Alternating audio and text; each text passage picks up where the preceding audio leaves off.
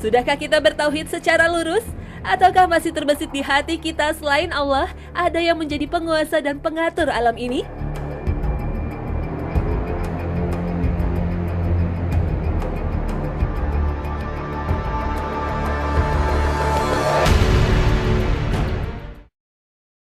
Bismillahirrahmanirrahim.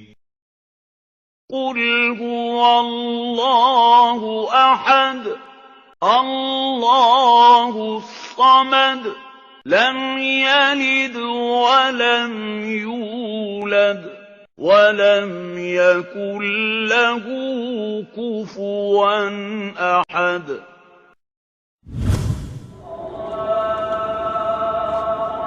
Assalamualaikum warahmatullahi wabarakatuh. Selamat pagi pemirsa Trans7. Hasanah Ensiklopedia Islam Dunia pagi ini kembali hadir ke hadapan Anda untuk berbagi pengetahuan dan saling berwasiat dalam kebajikan. Hasanah pagi ini kembali akan melanjutkan tafsir surat Al-Ikhlas.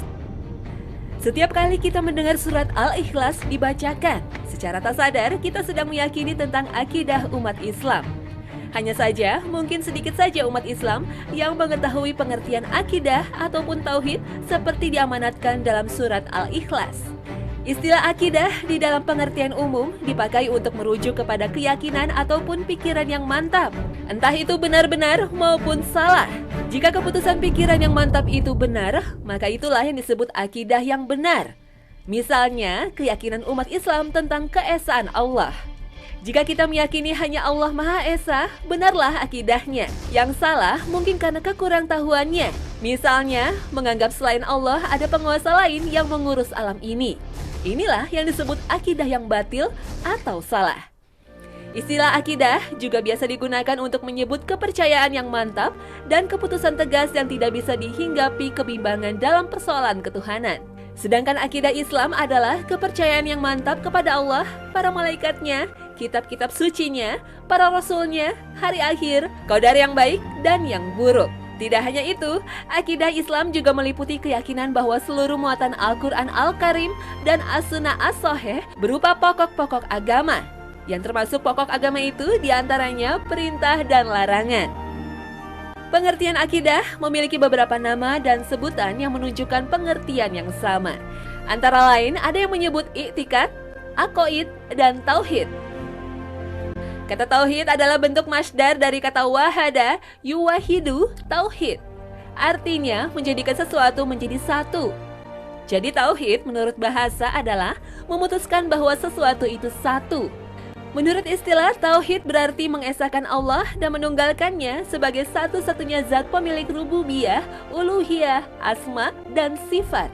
Nah, ilmu akidah disebut tauhid karena tauhid adalah materi bahasa utama sebagai bentuk generalisasi. Secara istilah syar'i, makna tauhid adalah menjadikan Allah sebagai satu-satunya sesembahan yang benar dengan segala kekhususannya. Dari makna ini saja kita segera sadar ternyata banyak yang dijadikan sesembahan oleh manusia. Bisa jadi berupa malaikat, para nabi, orang-orang soleh. Seseorang yang bertauhid pasti hanya akan menjadikan Allah sebagai satu-satunya sesembahan saja. Tidak ada yang lain. Entah sudah berapa triliunan jumlah manusia yang pernah hidup di dunia ini. Sejak Nabi Adam hingga kiamat nanti, semua manusia sebenarnya punya kewajiban yang sama, yakni mentauhidkan Allah. Makanya, semua manusia wajib meyakini hanya Allah lah yang berhak disembah dan diibadahi. Dalam Al-Quran Surah Az-Zariyat ayat 56, Allah Ta'ala berfirman, وَمَا خَلَقْتُ الْجِنَّ وَالْإِنسَ إِلَّا لِيَعْبُدُونَ. Dan tidaklah aku menciptakan jin dan manusia, melainkan supaya mereka menyembahku. Sejalan dengan tujuan penciptaan manusia tersebut, maka tidak heran bila para rasul diterjunkan ke tengah umatnya adalah untuk mendakwahkan tauhid. Setiap kurun waktu ada syirik menimpa dunia, maka Allah menurunkan rasulnya untuk mengembalikan kepada tauhid yang benar. Allah Ta'ala berfirman, sungguh telah kami utus kepada setiap umat seorang rasul yang mengajak, sembahlah Allah dan tinggalkanlah tauhid. Surat An-Nahl ayat 36. Tauhid adalah sesembahan selain Allah. Allah Ta'ala di ayat An-Nahl tadi menyebutkan bahwa semua manusia, kapanpun zaman hidupnya, setiap syirik melanda, senantiasa Allah mengutus dalam umat tersebut seorang Rasul. Dan seluruh Nabi dan Rasul sepakat dalam menyerukan dakwah dan agama yang satu, yaitu beribadah kepada Allah saja, yang tidak boleh ada satupun sekutu baginya. Beribadah hanya kepada Allah dan mengingkari tauhid, itulah hakikat makna tauhid.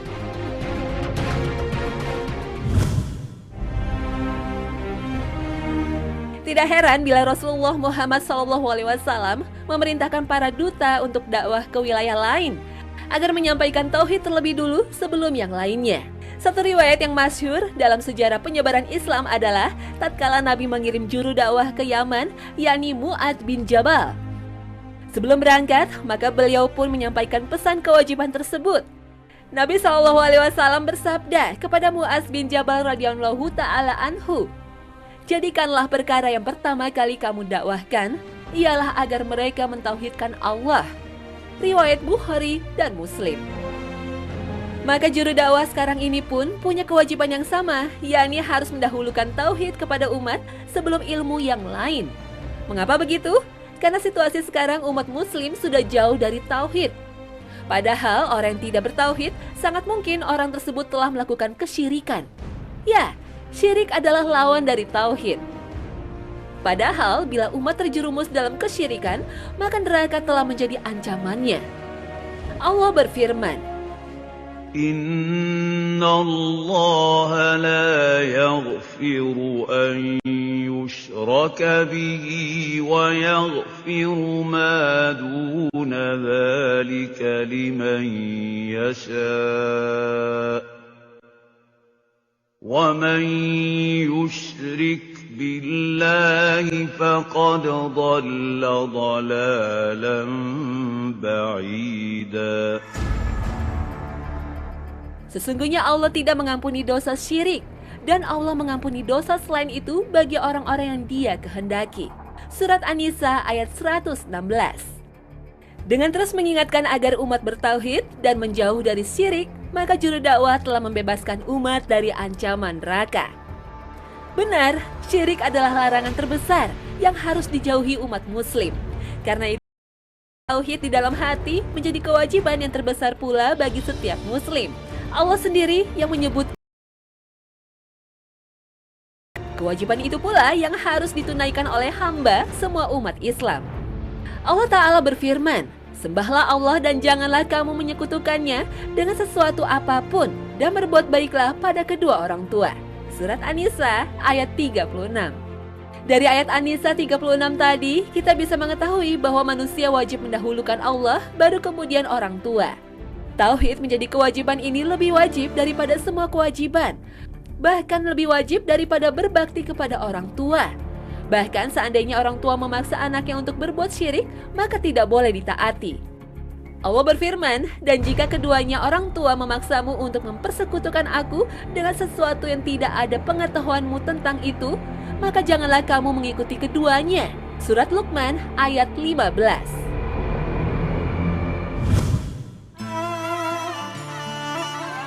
Menjadi manusia yang bertauhid, insya Allah akan merasakan ketentraman di dalam hati. Rasulullah SAW bersabda, "Ketahuilah di dalam tubuh itu ada segumpal daging. Apabila ia baik, maka baiklah seluruh tubuh.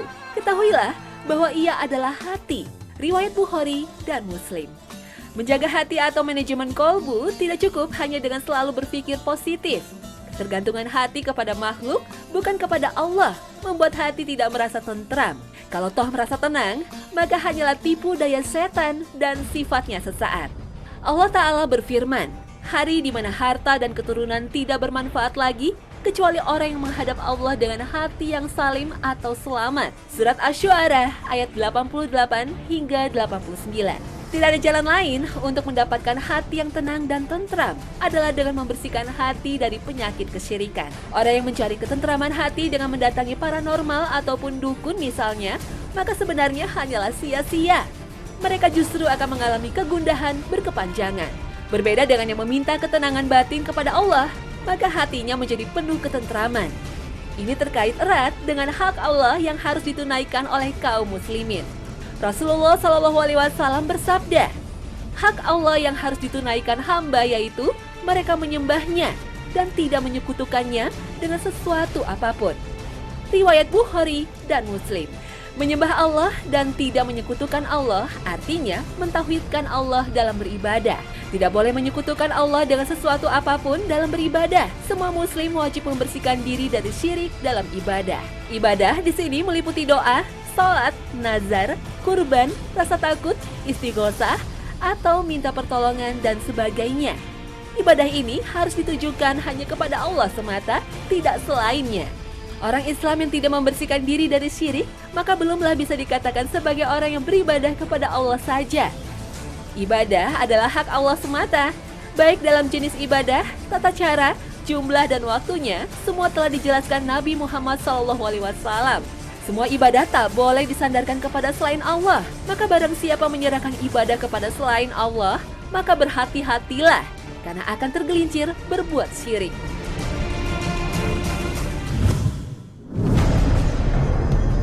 Banyak orang sudah merasa aman bila telah mengucapkan syahadat. Meski berbuat dosa dan syirik, akan tetap masuk surga, asalkan telah bersyahadat. Memang benar, Allah menjamin siapapun yang di dalam hatinya masih meyakini tidak ada Tuhan yang wajib disembah selain Allah, dan meyakini Nabi Muhammad sebagai Rasul Allah akan masuk surga. Tetapi tidaklah kepercayaan tadi semuanya benar. Apabila hanya sekedar perkataan saja, maka tidaklah bermanfaat bagi kita. Ucapan harus diyakini dengan hati dan diwujudkan dalam perbuatan. Jika kita tidak memahami dan mengamalkan makna syahadat, juga akan sia-sia belaka. Perhatikan saja, kaum munafik juga mengatakan kalimat tersebut. Mereka juga sholat, puasa, mengeluarkan zakat, dan pergi haji seperti kaum muslimin yang lainnya. Akan tetapi, kaum munafik justru ditetapkan pada jurang neraka yang paling dasar.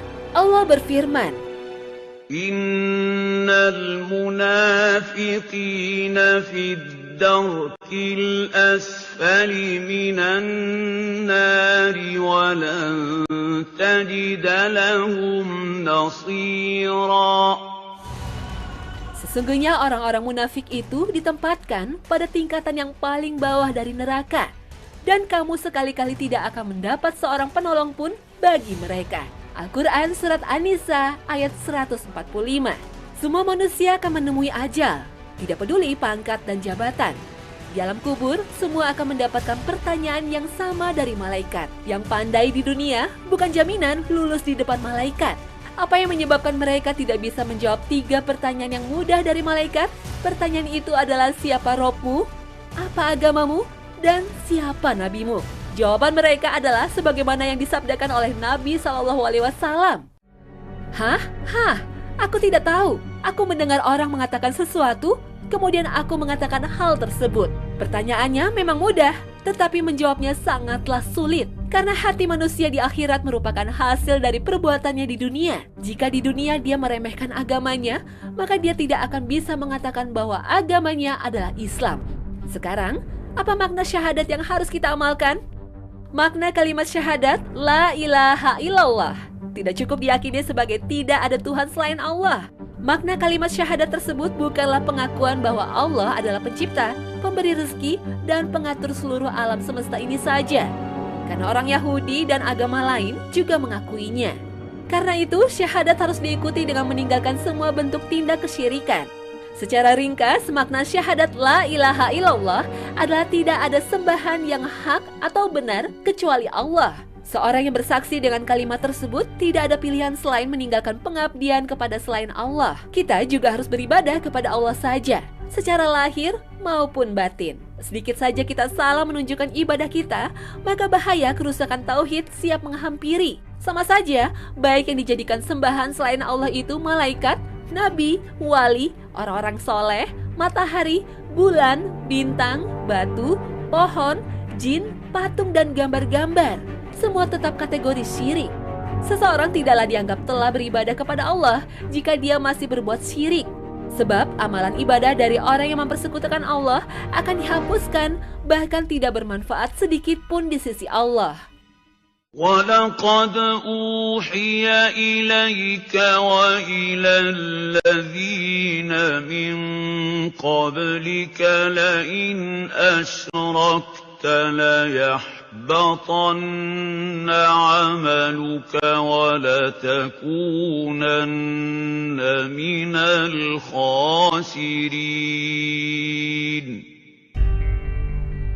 Dan sesungguhnya telah diwahyukan kepadamu dan kepada orang-orang sebelummu. Jika kamu mempersekutukan Allah, niscaya akan hapuslah amalmu dan tentulah kamu termasuk orang-orang yang merugi. Al-Quran Surat Az-Zumar ayat 65. Bisa kita simpulkan, tauhid adalah menunggalkan Allah dalam peribadatan. Maka syirik dalam bentuk dan sekecil apapun dapat membatalkan tauhid. Tidak heran bila Allah memastikan pelanggaran tauhid merupakan keharaman yang terbesar.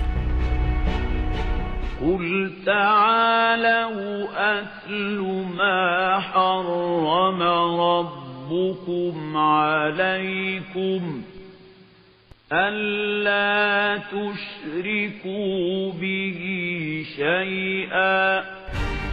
Katakanlah, marilah kubacakan apa yang diharamkan atas kamu oleh Tuhanmu, yaitu janganlah kamu mempersekutukan suatu apapun dengan Dia, dan berbuat baiklah kepada kedua orang tua.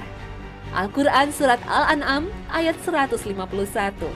Di ayat tadi Allah mendahulukan penyebutan pengharaman syirik sebelum yang lainnya, karena keharaman syirik adalah yang terbesar.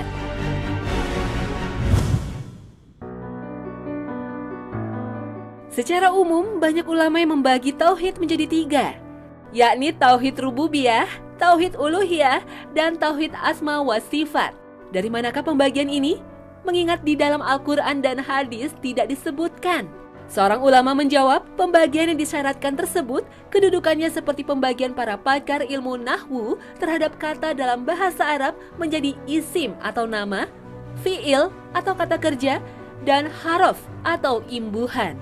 Apakah yang demikian itu suatu hal tercela? Padahal sesuai dengan kenyataan dan hakikat perkaranya. Tauhid rububiyah, intinya kita diwajibkan untuk meyakini Allah lah satu-satunya pencipta alam dan seisinya ini. Sedangkan tauhid uluhiyah secara sederhana sebagai keharusan agar manusia beribadah hanya kepada Allah semata, bukan kepada makhluk, ruh orang yang sudah mati, atau benda lainnya.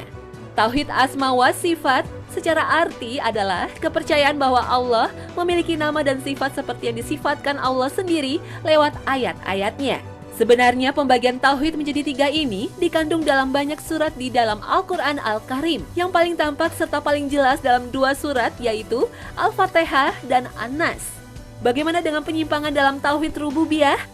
Mudah menandainya, yakni ketika ada manusia yang percaya ada makhluk yang bisa menciptakan, menguasai, dan mengatur alam semesta ini selain Allah Azza wa Jalla. Umpamanya, keyakinan bahwa penguasa dan pengatur samudra adalah bangsa jin. Ini suatu keyakinan yang jelas bertentangan dengan ajaran tauhid.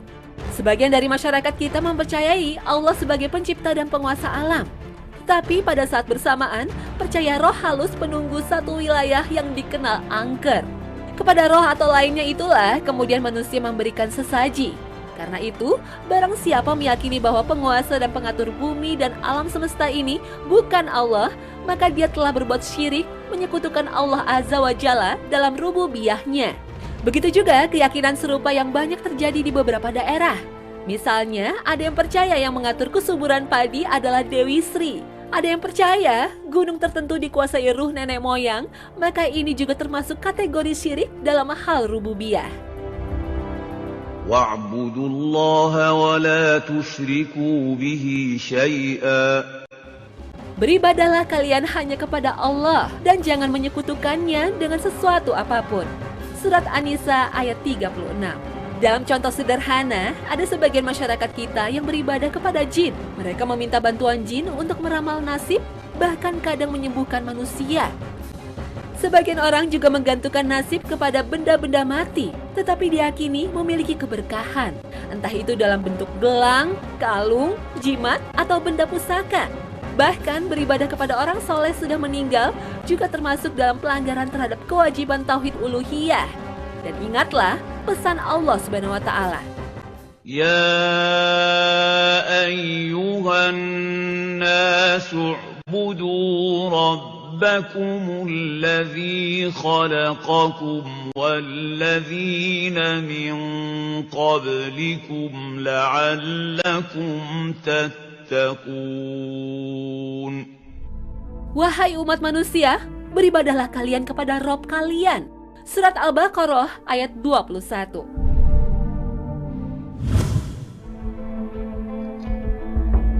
Tauhid al-asma wa asyifat adalah keyakinan bahwa Allah Azza wa Jalla memiliki nama-nama yang indah atau asmaul husna dan sifat-sifat mulia yang sesuai dengan keagungan dan kemuliaannya.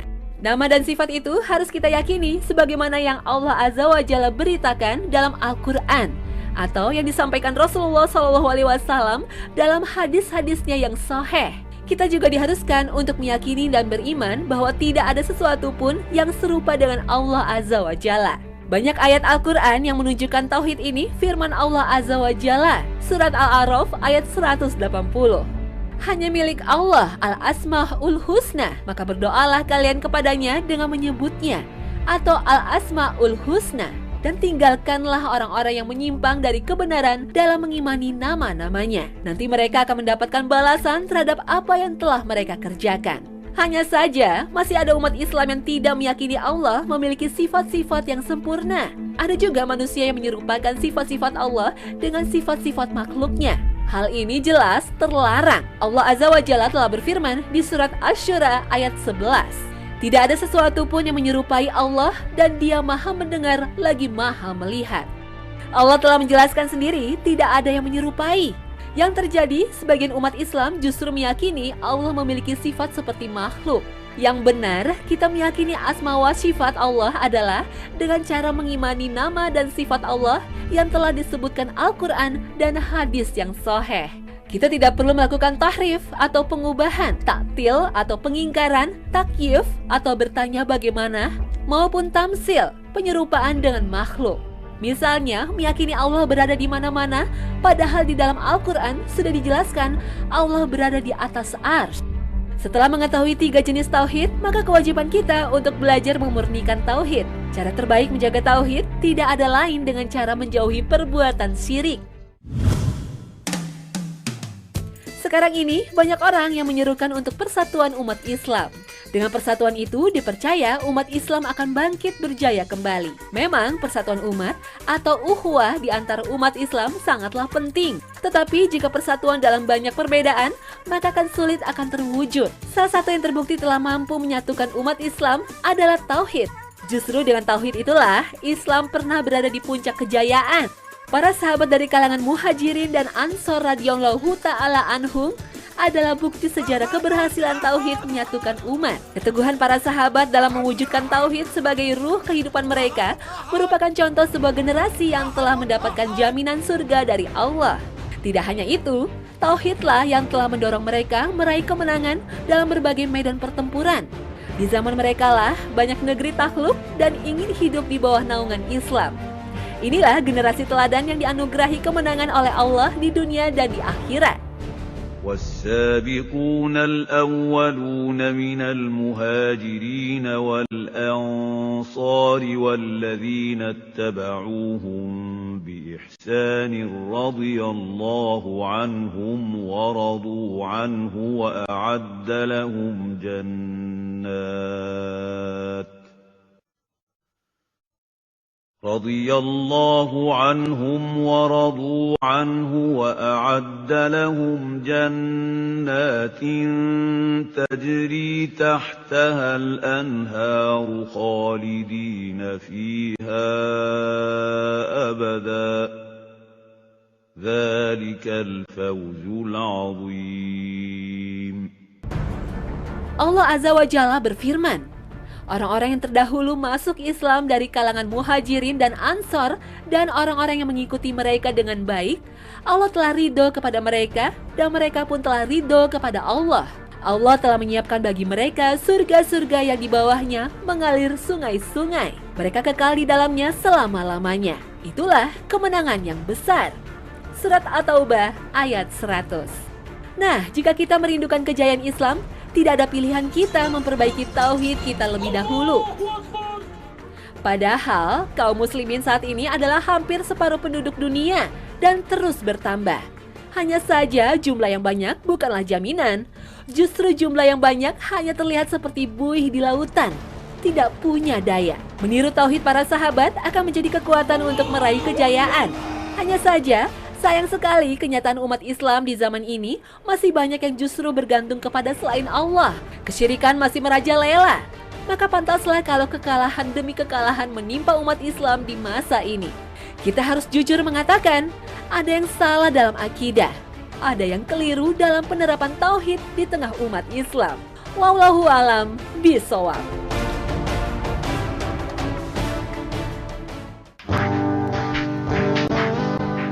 Nah pemirsa, inilah hakikat tauhid yang harus menjadi pegangan kita.